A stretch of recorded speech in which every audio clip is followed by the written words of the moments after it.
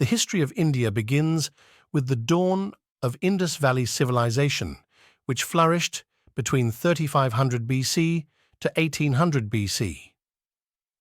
The Indus civilization's economy appears to have depended significantly on trade, which was facilitated by advances in transport. Its citizens practiced agriculture, domesticated animals, made sharp tools and weapons. They used ships to reach Mesopotamia, where they sold gold, copper, and jewelry. Around 600 BC, the Mahajanapadas minted punch-marked silver coins. The period was marked by intensive trade activity and urban development. By 300 BC, when Middle East was under the Greek Seleucid and Ptolemaic empires, the Maurya Empire, c. 321–185 BC, united most of the Indian subcontinent. The political unity and military security allowed for a common economic system and enhanced trade and commerce, with increased agricultural productivity. The empire spent considerable resources building roads and maintaining them throughout India. The improved infrastructure, combined with increased security, greater uniformity in measurements, and increasing usage of coins as currency enhanced trade. For the next 1500 years, India produced its classical civilizations, which generated wealth in huge amount. Between 1st and 17th centuries AD, India is estimated to have had the largest economy of the ancient and medieval world, controlling between 1/3 and 1/4 of the world's wealth. During the Mughal period, 1526–1858 AD, India experienced unprecedented prosperity in history. The gross domestic product of India in the 16th century was estimated at about 25.1% of the world economy. An estimate of India's pre-colonial economy puts the annual revenue of Emperor Akbar's treasury in 1600 AD at 17.5 million, in contrast to the entire treasury of Great Britain 200 years later in 1800 AD, which totaled 16 million.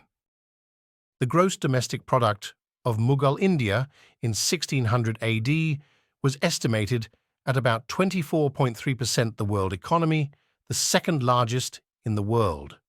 By this time, the Mughal Empire had expanded to include almost 90% of South Asia and enforced a uniform customs and tax administration system.